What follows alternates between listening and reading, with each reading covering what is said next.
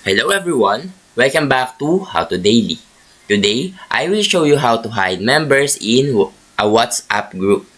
This feature is great if you want to keep your group members private. So let's get started.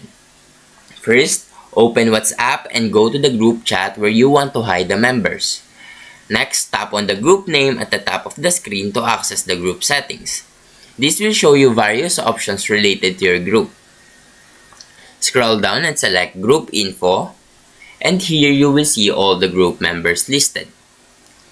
Currently, WhatsApp doesn't have a direct feature to hide members, but you can manage privacy by restricting who can see the group by going into Edit Group Info and Settings Permissions. Make sure to communicate to your group about any changes. And that's a workaround to manage privacy in your WhatsApp group. Now, if you found this video helpful, please leave a like and subscribe.